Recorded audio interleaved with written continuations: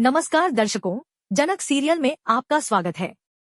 आज के एपिसोड में हम देखते हैं कि पराशर झनक से कहता है कि वह जल्दी से ठीक हो जाए ताकि गांव में उसका स्वागत किया जा सके और वह शहरी बाबू के साथ चली जाए। लेकिन झनक साफ कहती है कि उसका निर्णय कोई और नहीं ले सकता और वह उनके साथ नहीं जाएगी। पराशर उसे समझाता है कि उसने उनकी आंखों में एक दूसरे के लिए प्यार देखा है, इसलिए उसका साथ जाना बेहतर होगा। वह मन ही मन यह भी सोचता है कि नूतन उससे कभी प्यार नहीं कर पाएगी, इसलिए अब उसे उसकी किस्मत के साथ छोड़ देना ही ठीक है। झनक पराशर के चेहरे पर उदासी देखकर पूछती है, लेकिन वह कहता है कि वह खुश है और खुद चाहता है कि उसकी और शहरी बाबू की शादी हो जाए, क्योंकि झनक गांव में रहने के लिए नहीं बनी, वह और बेहतर जिंदगी की हकदार है। दूसरी ओर अनिरुद्ध झनक को मनाने की कोशिश करता है कि वह उसके साथ शहर चले, वे एक नई दुनिया बसाएंगे। वह झनक से कहता है कि वह सब कुछ छोड़ सकता है, लेकिन झनक को नहीं। इस पर झनक कहती है कि वह उसके साथ नहीं जा सकती और यही सच्चाई है, लेकिन अनिरुद्ध भावुक होकर बोलता है कि वह उसके बिना नहीं रह सकता। इधर अंबिका और अभिजीत ईशानी से मिलने आते हैं। अंबिका माफी मांगती है और कहती है कि वह मजबूरी में सब कुछ बोली थी, लेकिन अपनी बेटी से बहुत प्यार करती है। ईशानी कहती है कि उसे ऐसा लगता था कि सब उसे गलत समझते हैं और वह नहीं चाहती कि उसकी वजह से अदिति और आरो की जिंदगी पर असर पड़े। अभिजीत भावुक होकर कहता है कि अगर ईशानी को कुछ हो जाता तो वह खुद को माफ नहीं कर पाता और अपनी जिम्मेदारी नहीं निभाने का पछतावा उसे हमेशा रहता। उधर काजोल आती है और अंजना कहती है कि अप्पू को उससे बहुत लगाव था, आज भी लगता है जैसे वह उससे मिलने आई हो। काजोल कहती है कि अप्पू को भुलाना आसान नहीं है। वहीं लालून कहता है कि अब उसका जीने का मन नहीं करता, वह भी अप्पू के पास जाना चाहता है। यह सुनकर उसकी मां नाराज हो जाती है और कहती है कि अगर जाना है तो चला जा, मैं बूढ़ी हूँ, जैसे तैसे गुजारा कर लूंगी। इस पर बबलू, अप्पू के पिता, समझाते हैं कि उसे अपनी मां के लिए जीना होगा। फिर हम देखते हैं कि पराशर झनक को रिक्शे से गांव लाता है और पैसे देता है। झनक उससे पूछती है कि पैसे कहाँ से आए तो वह टाल देता है और कहता है कि गांव में उसके स्वागत की तैयारी की गई है, क्योंकि वह मौत के मुंह से बचकर आई है। झनक पूछती है कि बाकी लोग कहाँ हैं, तो पराशर कहता है कि वह शहरी बाबू शहर गया है और जल्दी ही उसे लेने आएगा। झनक साफ मना करती है कि वह कहीं नहीं जाएगी, लेकिन पराशर कहता है कि जाना तो पड़ेगा। गाँव वाले नूतन झनक का आभार जताते हैं और कहते हैं कि उसने गाँव के लिए जो किया वह वे कभी नहीं भूल सकते। अंबिका ईशानी से माफी मांगती है और कहती है कि वह अब उसके साथ रहेगी। अभिजीत वादा करता है कि वह कॉलेज जाकर लड़ेगा ताकि ईशानी आईपीएस बनकर सबका मुंह बंद कर दे। ईशानी कहती है कि पापा पैसे मत खर्च करें, उन्हें अदिति और आरव की पढ़ाई में लगाएं। इस पर उसके पिताजी कहते हैं कि अगर वह एक पिता होने के नाते अपनी बेटी के लिए इतना भी नहीं कर पाए तो वे खुद को नकारा मानेंगे। अंत में बबलू सबको एक जरूरी बात बताना चाहता है और कहता है कि काजोल भी रुके, क्योंकि बात महत्वपूर्ण है। वह कहता है कि अप्पू की एक अंतिम इच्छा थी जो लालन पूरी नहीं कर पाया। लालन चौंक कर कहता है कि ऐसा हो ही नहीं सकता, लेकिन बबलू बताता है कि अप्पू ने कई बार अपनी उस इच्छा के बारे में कहा था जिसे लालन ने कभी अहमियत नहीं दी। नूतन और अंजना भी जानना चाहती है कि वह इच्छा क्या थी। रहा हूँ, और अगर मेरी बेटी की वो इच्छा नहीं पूरी हुई तो वह वहां पे भी जाके खुश नहीं रहेगी। उसकी अंतिम इच्छा तो पूरी ही होनी चाहिए, और उसकी अंतिम इच्छा सिर्फ यही थी कि तुम और लाल से शादी कर लो। तभी काजोल बोलती है कि ये क्या कह रहे हैं अंकल आप? काकू, ये पॉसिबल नहीं है। तभी यह सुनकर नूतन जो होती है थोड़ी शॉक होती है। बोलती है, भाई साहब वैसे आप जो बोल रहे हैं सही बोल रहे हैं, क्योंकि इतने दिनों से मैं भी यही बोलने की शायद कोशिश कर रही थी। तभी यहाँ पे उसके पिताजी बोलते हैं, अप्पू ने कहा था कि तुम्हारी और उसकी शादी होनी चाहिए, क्योंकि काजोल ने इस परिवार के साथ बहुत टाइम स्पेंड किया और वैसे भी लालू तुम्हें अपनी लाइफ में आगे बढ़ना होगा। तुम एक फोटो की तस्वीर देख के तुम अपनी पूरी जिंदगी नहीं गुजार सकते। तो तभी यहाँ पे पराशर बोलता है, और वैसे भी जब तुम इस जिंदगी में आए हमारी लड़कियों को पढ़ना सिखाएं, काम धंधा बताएं, सब कुछ करना सिखाएं, इसलिए अब इस गांव में तुम्हारा स्वागत तो हम लोग तुम्हारा स्वागत तो कर ही सकते हैं। अभी चढ़ो। तभी जनक बोलती है, मुझे स्वागत की कोई जरूरत नहीं है। आप क्यों कर रहे हो? पराशर बोलता है, यह हमारे यहाँ का रस्म है। जब कोई अपनी तबीयत से ठीक होके आता है, मतलब मौत के कुएं से बाहर निकलता है, तो हम उसकी स्वागत करते हैं ताकि उसके सर से जो भी बुरी बनाएं हट जाए। वैसे तो मैं बुआ को अपनी जेल तो नहीं भिजवा सकता, लेकिन जो भी पंचायत या फैसला ले कि गांव वाले लेंगे और बुआ को झेलना पड़ेगा, क्योंकि उसमें मैं कोई सफाई नहीं दे सकता। झनक बोलती है, यह सब करने की कोई जरूरत नहीं, परासर जाने दीजिए। परासर बोलता है, यह इतनी छोटी सी बात नहीं है, और वैसे भी नूतन तुम्हारा दिल बहुत बड़ा है। तुम बहुत अच्छी लड़की हो जो इतने तेजी से माफ। वो लोगों ने तुम्हें जान से मारने की कोशिश की, लेकिन तुम्हें एक भी शिकायत नहीं है। लेकिन हम उन्हें ऐसे नहीं छोड़ सकते, क्योंकि गांव के कुछ रूल्स होते हैं जो फॉलो करने पड़ते हैं और न्याय दिलाना पड़ता है। तभी यहाँ पे पराशर झनक को पकड़ के लेके जाता है, झनक को, क्योंकि काफी वीकनेस है, और गांव वाले सभी झनक का जयकार कर रहे होते हैं। यह सुनकर यह बुआ और कंका के माने दिल जल जाते हैं और बोलते हैं कि फालतू का पता नहीं यह क्या ढकोसला पंचालू है। तभी यहाँ पे झनक बोलती है कि हाँ परासर, थैंक यू, आपने मेरा हमेशा से इतना ख्याल रखा, मेरा केयर किया। दूसरी तरफ अंजना बोलती है, आप बोल तो सही रहे हैं, लेकिन फिर भी मैं अपने की जगह किसी और को नहीं दे सकती हूँ। यह सुनकर बबलू बोलता है, देखो अंजना, तुम यह सब कैसी बातें कर रही हो? क्या तुम चाहती हो कि पूरी जिंदगी बस ऐसे ही लालून बैठा रहे अकेले और हम अप्पू की याद में मरते हैं, और वह काजोल अपनी जिंदगी ऐसे ही बर्बाद कर दे?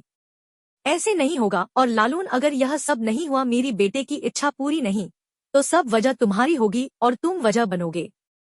तुम काजोल के बारे में तो सोचो, उसने अपनी पूरी जिंदगी इधर एक लड़की के पीछे, हमारी बेटी से आखिर क्या रिश्ता था? उसने पूरा न्योछावर कर दिया। उसका कभी भी इरादा गलत नहीं था। लेकिन हाँ, तुम लोगों को इस बारे में सोचना पड़ेगा, और अगर मेरी बेटी की इच्छा तुमसे पूरी नहीं हो सकती तो मैं अब इस घर में नहीं आऊंगा। जहाँ मेरी बेटी के की आत्मा को शांति ना मिले, वहाँ क्यों आऊंगा? तभी यहाँ पे बबलू जो होते हैं, वह काजल से माफी मांगता है। बोलता है, बेटा मुझे माफ कर दो, लेकिन मैं तुमको दोषी नहीं ठहराऊंगा। लेकिन अब मैं इस घर में नहीं आ सकता हूँ, क्योंकि तुम्हें पता है मेरे अप्पू की कुछ इच्छाएं थी जो पूरी होंगी तब मुझे भी शायद अच्छा लगेगा। तभी यहाँ पे अभिजीत बोलता है, अब बेटा तुम जल्दी से जल्दी घर आओ, और जो है हम मुश्किल परिस्थितियों का सामना करेंगे और पहले जैसी हमारी फैमिली हैप्पी होगी। ठीक है, हम खाना खाएंगे, सब कुछ करेंगे। तभी ईशानी बोलती है, पहले जैसा क्यों नहीं हो सकता?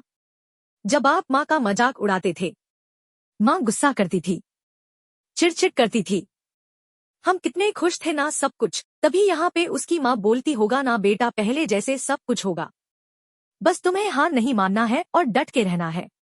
अभिजीत बोलता है, देखो बेटा, मैं तुम्हारे लिए दुनिया से भी लड़ जाऊंगा, लेकिन मैं तुम्हें इस हालात में नहीं देख सकता। तुम प्रॉमिस करो आज के बाद ऐसा कोई भी कदम नहीं उठाओगी। अमिका बोलती है, हाँ, और वैसे भी तुम जल्द से जल्द घर आओ, फिर हम सब लोग मजे करेंगे। वैसे भी अदिति, आरो भी तुम्हारा बहुत वेट कर रहे हैं, कब से दीदी दीदी करके तुमसे मिलना चाहते हैं। ईशानी बोलती है, माँ प्लीज मुझे माफ कर दो। अंबिका बोलती है, कोई बात नहीं बेटा, लेकिन बस तुम अपने आप को कमजोर मत समझना। ये दुनिया का क्या चार बातें करेंगे, लेकिन तुम्हारे पापा ने जैसा कहा है तुम्हें मजबूत रहना है, इस परिस्थिति से बाहर निकलना है। अंबिका को भी कहीं ना कहीं अपनी बातों पे रियलाइजेशन होता है। दूसरी तरफ यहाँ पे अर्शी जो होती है, घर को सर पे उठा लेती है, चिल्लाने लगती है, बोलती है, आप लोगों को पता है अनिरुद्ध कहाँ गया उस झनक से मिलने? वो झनक बीमार है तो चला गया है उससे मिलने के लिए। और जहाँ पे हम देखते हैं कि शुभ जो होता है वह बबलू और अंजना से बात कर रहा होता है कि अप्पू के डेथ के बारे में। तभी अब यहाँ पे शुभ को भी गुस्सा आ जाता है। शुभ बोलता है, अर्शी क्या है, यह घर है और तुम्हारी पर्सनल प्रॉब्लम तुम और अनिरुद्ध के बीच में सॉल्व कर सकते हो। तुम्हें ऐसे पूरे फैमिली मैटर में यह सब करने की कोई जरूरत नहीं है। अब तुम लोग बच्चे नहीं रह गए हो। तभी यहाँ पे अर्शी बोलती है कि आप कह रहे हैं या आप अपने बेटे को समझाइए ना। मेरे होते हुए भी एक बच्ची का बाप बनने के बाद भी वो जनक के पीछे ऐसे पागलों जैसे पागल होता जाता है। पूछो नहीं, आखिर उसको जनक के पास मिलने क्यों जाना था?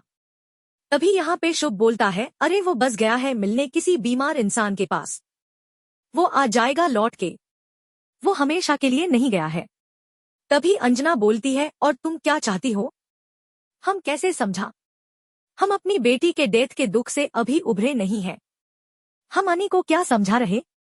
अनी तो बच्चा नहीं जो हमारी बात समझेगा कहेगा। तभी अर्शु बोलती है, हाँ रियली आप लोग क्यों समझाएंगे? आप लोग तो यही तो चाहते हैं कि वो अनी जो है उस लड़की से मिलता रहे। यही तो अच्छी बात है। अंजना बोलती है, वैसे तुम्हें भी खुश होना चाहिए, तुम्हारी बहन से मिलने गया, तुम्हें तो खुद से कॉल लगा के पूछना चाहिए कैसी है। तभी अर्शी बोलती है, रियली मेरा मुझे क्या करना है क्या नहीं आप लोग मत बताइए, वो लड़की मेरे पति को छीन रही है, ये सब नहीं दिख रहा। तभी शुभ बोलता है कि अर्शी तुमको जो लाइफ में करना है तुम कर रही हो, तुम्हें डांस पे फोकस करना है कर रही हो, करियर पे करना कर रही हूँ, अनीश जितना हो रहा है सपोर्ट कर रहा है, तुम्हें फाइनेंशियली खुश रखा है और वैसे भी रखने की कोशिश कर रहा है। इतने सालों में उसने झनक से कांटेक्ट करने की भी कोशिश नहीं की, लेकिन तुम उसको टाइम कहाँ देती हो, तुम उसको समझने के लिए कहाँ रेडी होती हो, तुम हमेशा हर टाइम पे अग्रेसिव क्यों बन जाती हो। छोटन बोलता है, और वैसे भी अनी बच्चा नहीं है कि हमने कह दिया तो वो मान जाएगा अर्शी, और तुम्हें यह सब छोड़ना पड़ेगा। जिस तरीके से तुम बिहेव करती हो ऐसे अनी तो चिड़चिड़ा ही मच जाएगा ना, और वो गया है ना, वो 3 से 4 घंटे में जभी भी लौट के तुम्हारे ही पास आएगा, हमेशा के लिए तो गया नहीं, तो तुम इतना क्यों रिएक्ट कर रही हो। तभी अर्शी बोलती है, वैसे भी घर में और किसी को क्या ही मतलब है, आधे लोग को तो अनी वैसे ही पाल रहा है, ऐसे ही पड़े हैं। तभी अंजना बोलती है, तुम्हें कुछ कहने की जरूरत नहीं, मुझे पता है तुम हमें ही कह रही हो, अबू के तो डेथ के बाद हम इस घर से जा ही रहे थे, लेकिन अनी ने हमें रोका कि वो हमारा ध्यान रखेगा, हम उनसे जिद किया इसलिए हम रुक गए। तभी शुभू कहता है, अर्शी तुम जो बोल रही हो सोच समझ के बोलो, शायद तुम भूल गई हो आजकल आज जो भी इस घर में बना हुआ है वह दादा और बड़ी बॉडी की वजह से है, क्योंकि उन लोगों ने इस घर को वैसा समेट के रखा है और लोगों का इतना ख्याल रखते हैं। और छोटा बोलता है, और वैसे भी तुम तो कहोगी कि वैसे घर में तो हम लोग भी फ्री हैं, मैं और मीनू भी तो तुम्हें जो कहना है तुम ही पाल रही हो, पाल रहा तुम्हें यही सब कहना है ना। लेकिन एक बात समझ लो और सी, तुम इतनी बड़ी तो हो गई हो, तुमने जिंदगी में बहुत आगे आगे चीजें हासिल कर ली, लेकिन तुम्हें बात करने की तमीज नहीं है। दूसरी तरफ उसकी बुआ और कंका बात कर रहे थे कि यह झनक फिर से, यह नूतन जो फिर से आ गई है, बट हम अपनी परासर को छीन के रहेंगे, पता नहीं परासर का क्या बुद्धि सर फिराया है। कंका बोलती है, मैं उसके स्वागत करने में नहीं जाऊंगी, गांव वाले पागल है जो उसका स्वागत कर रहे हैं। अरे मैं तो चाहती हूँ कि वह गांव से जल्द चली जाए, पता नहीं क्यों यहाँ फनका के बैठी है। तभी देखते हैं फूल और रानी जो होती है वो यहाँ पे जनक के स्वागत के लिए खड़े होते हैं, जहाँ पे फूल रानी यहाँ पे जनक का आरती उतारते हैं। जनक काफी खुश होती है क्योंकि वो देखती है कि उसके सम्मान के लिए इतना सब कुछ किया जा रहा है। लेकिन दूसरी तरफ कंका और उसकी बुआ जो होती है मुंह बना के एक साइड में खड़े होते हैं। यह देखकर पहले पराशर जाता है उनके पास और बोलता है कि तुम लोग यहाँ पे क्यों खड़े हो, तुम लोग जाओ। तभी कंका बोलती है, क्यों हम लोग नहीं खड़े हो सकते, हम लोग क्या ये सब नहीं देख सकते, हम भी देखें, नूतन बीमार होके आई है। तभी परसर बोलता है, ये सब तुम्हें देखने की जरूरत ही क्या है, तुम तो चाहती थी वो मर जाए ना, लेकिन वो मरी नहीं है लेकिन बुआ तुम्हें इसका बहुत बड़ी भरपाई करनी पड़ेगी पंचायत में और लोगों के सामने, गांव वालों के सामने जो भी सजा सुनाई जाएगी तुम दोनों को मंजूर करना पड़ेगा। और यहाँ पे तुम लोग खड़े होने लायक नहीं हो, क्योंकि ऐसा कुछ काम नहीं किए हो जो तुम यहाँ पे खड़े होकर इस धरती पे कुछ बोल सको। वो तो नूतन की भला मानो कि उसने कभी कुछ तुम लोग के बारे में खिलाफ बोला ही। आगे एपिसोड पे बने रहे दर्शकों, लाइक और सब्सक्राइब करिए। धन्यवाद।